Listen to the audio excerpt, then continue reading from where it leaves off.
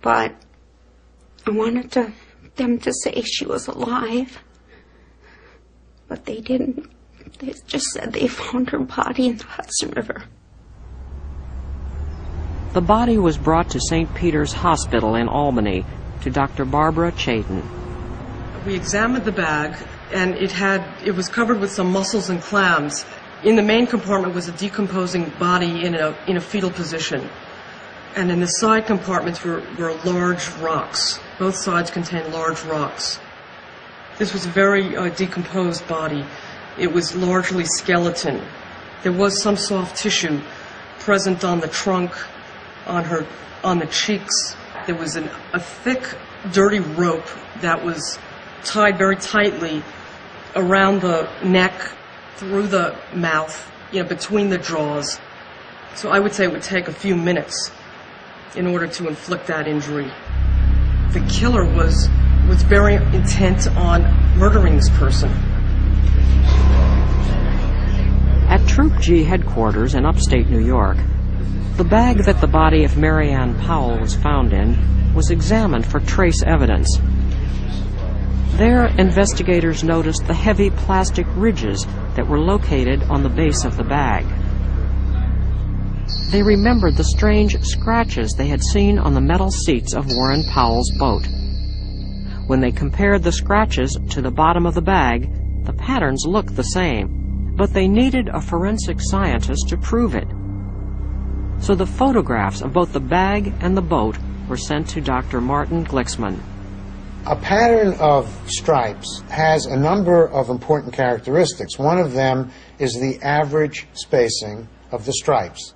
But there's also subtle variations that are imprinted in the original material.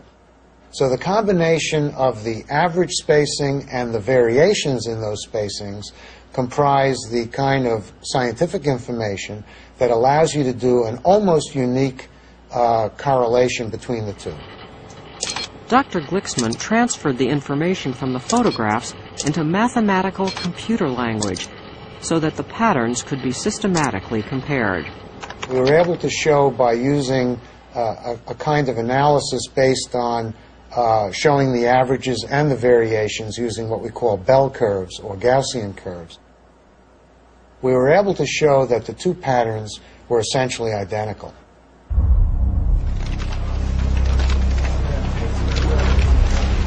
In August of 1997, Warren Powell went on trial for murder. The prime piece of evidence, the aluminum boat, was also brought into the courtroom. The prosecution maintained that after Warren Powell had strangled his wife, he put her in a bag, then took her out into the Hudson River and dumped her overboard. But in doing so, he dragged the bag, weighted down with 90 pounds of rocks, across the seats of his boat, unknowingly leaving behind the evidence that would eventually convict him.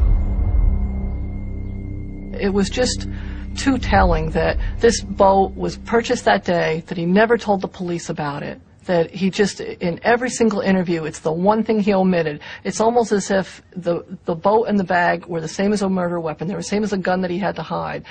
But it's interesting that he didn't want to get rid of the boat. He wanted to save the boat. It's almost as like a souvenir. So he hid the boat behind his neighbor's barn.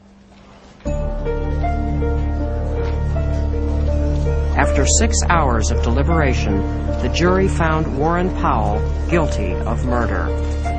I don't think there's any punishment that he could serve, for the awful thing he did to her. Especially that poor little baby inside of her. Heaven knows how long it took before, he died. I could never forgive him for that. Never. From her grave, MaryAnn had miraculously come back to find her killer. Through forensic evidence, a wife was able to bring her husband to justice, not only for her brutal murder, but also for the tragic death of her unborn child.